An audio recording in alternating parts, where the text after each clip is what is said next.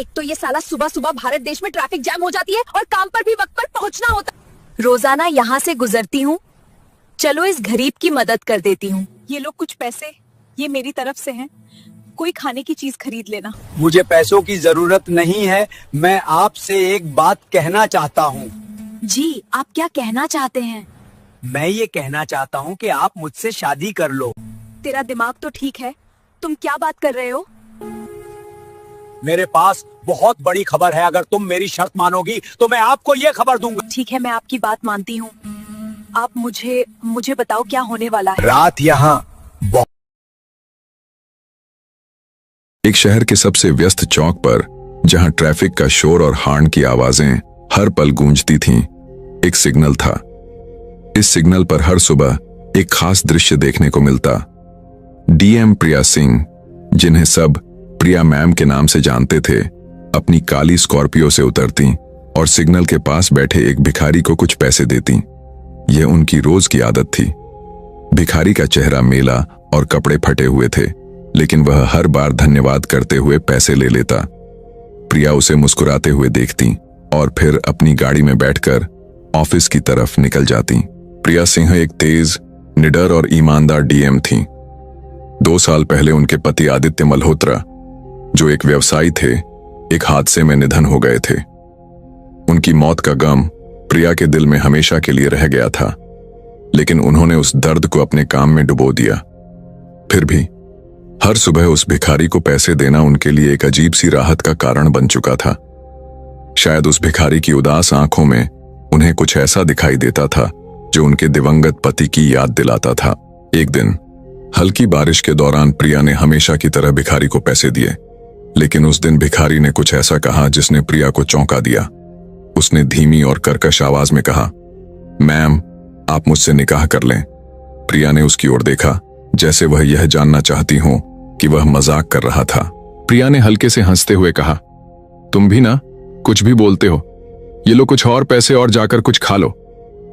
लेकिन भिखारी ने पैसे नहीं लिए। उसने सिर्फ प्रिया को गहरी नजरों से देखा और चुपचाप सिर झुका लिया। प्रिया उस दिन थाने तो पहुंच गईं, लेकिन उनका दिमाग उसी बात पर अटका गया। भिखारी की बात ने उन्हें परेशान कर दिया था। उसकी आंखों में कुछ ऐसा था जो उन्हें बार बार आदित्य की याद दिलाता था। रात को घर लौटते वक्त प्रिया ने सोचा, शायद मैं ज्यादा सोच रही हूं। अगले दिन प्रिया ने फिर भिखारी को पैसे देने की कोशिश की, लेकिन उसने फिर इनकार कर दिया। इस बार उसने कहा, मैम, मैं आपके लिए कुछ कर सकता हूं, आप मुझे एक मौका दें।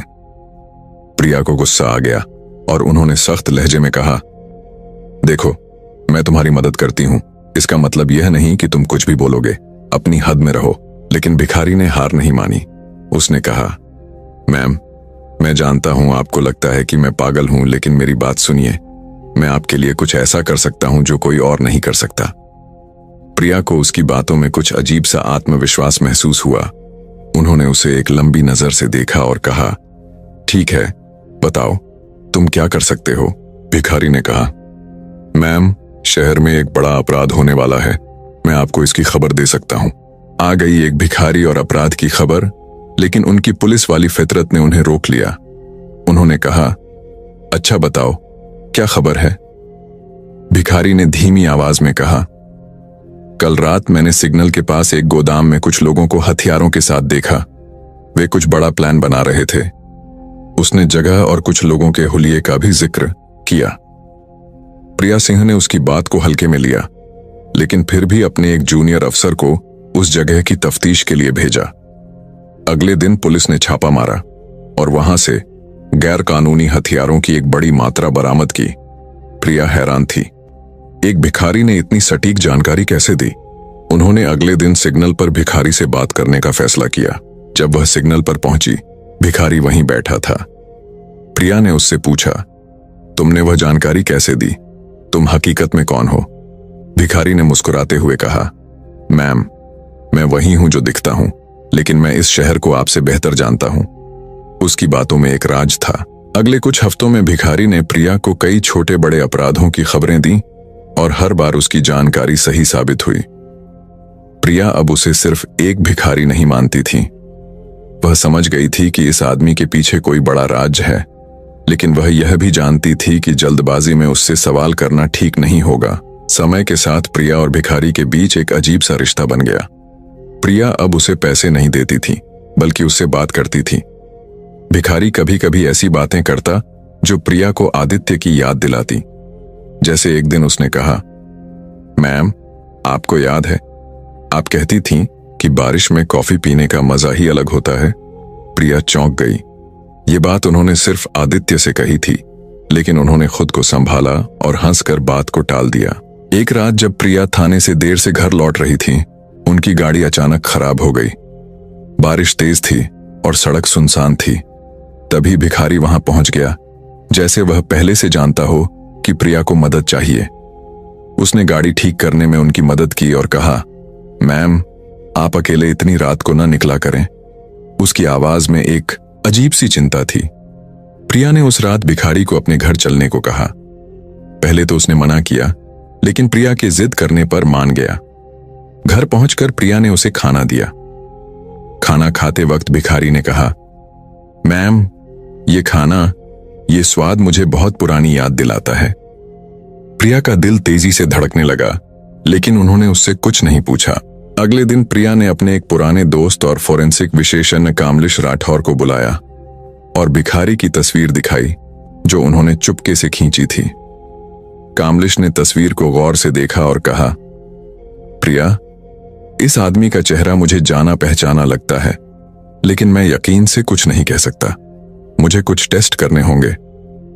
प्रिया ने कामलिश से कहा कि भिखारी के कुछ नमूने हासिल करें, जैसे उसके कपड़े या कोई चीज जिससे डीएनए टेस्ट किया जा सके। प्रिया सिंह के घर में भिखारी का आना अब कोई अजीब बात नहीं रही थी। उसने अपना नाम शंकर बताया था। प्रिया ने उसे अपने घर के पीछे हिस्से में एक छोटा सा कमरा दे दिया था, जहां वह रह सकता था, क्योंकि यह आदमी जो सड़कों पर भटकता है, इतनी सटीक जानकारी कैसे देता है, जो प्रिया को बार बार आदित्य की याद दिलाती थी। लेकिन वह इस ख्याल को बार बार झटक देती थी, आदित्य तो मर चुका है। वह खुद से कहती थी। अब शंकर प्रिया के घर में रहने लगा था, लेकिन वह दिन भर बाहर ही रहता। वह सिग्नल पर जाता, अपने पुराने अंदाज में लोगों से भीख मांगता और शाम को चुपचाप वापस आ जाता।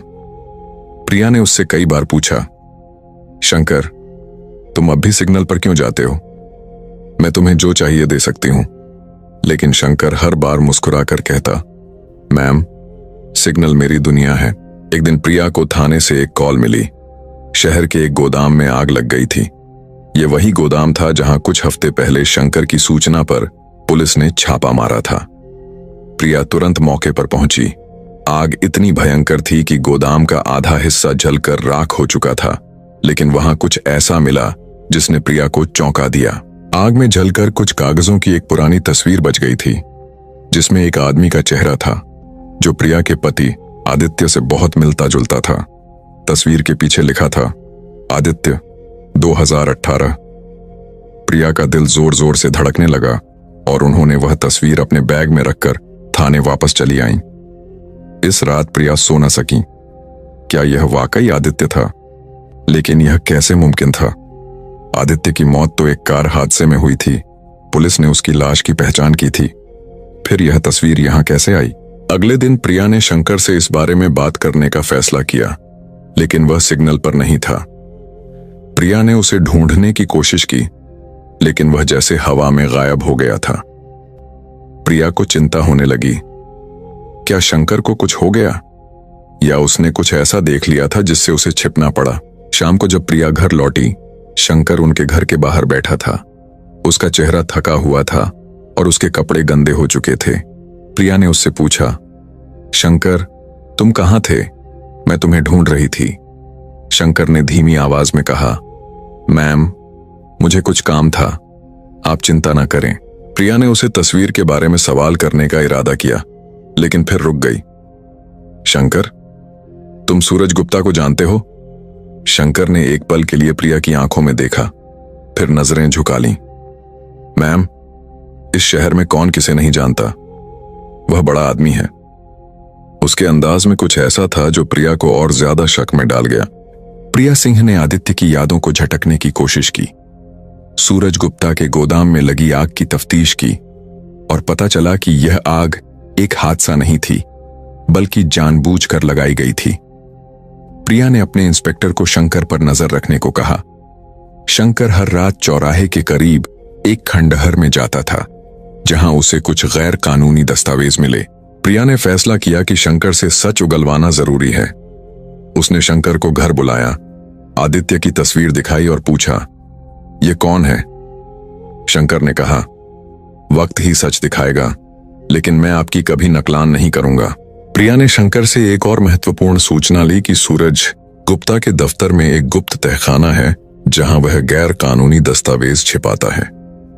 छापे के बाद सूरज गुप्ता गिरफ्तार हो गया, लेकिन प्रिया का दिल अब भी उलझन में था। प्रिया ने शंकर का डीएनए टेस्ट करने के लिए नमूने भेजे, लेकिन नतीजे आने में वक्त लग रहा था। एक दिन प्रिया को अनजान नंबर से फोन आया। दूसरी तरफ कहा गया, "सच के करीब आने की कीमत चुकानी पड़ती है, शंकर को छोड़ दो।" कॉल बंद हो गई। प्रिया ने यकीन कर लिया कि शंकर कोई आम भिखारी नहीं है, लेकिन वह जानती थी कि उसका सच सामने आना आसान नहीं था। प्रिया सिंह ने शंकर के बारे में और जांच की। उसने पता चला कि शंकर असल में उसका पति आदित्य था, जो 2 साल पहले एक हादसे में नहीं मरा था, बल्कि एक गहरी साजिश के तहत वह मारा गया था। आदित्य ने प्रिया को खतरे से आगाह किया और कहा कि वह हकीकत सामने लाने के लिए और समय लेना चाहता है। प्रिया ने आदित्य से सच पूछने की कोशिश की। उसने आदित्य की तस्वीर दिखाई और पूछा कि क्या वह वाकई आदित्य है। आदित्य ने कहा कि वह सच सामने लाना चाहता था, लेकिन खतरे की वजह से अभी तक चुप था। इस दौरान प्रिया ने आदित्य की जानकारी के जरिए एक गैर कानूनी गोदाम से संबंधित अहम सबूत हासिल किए और सूरज गुप्ता को गिरफ्तार कर लिया। लेकिन उसका दिल अब भी बेचैन था।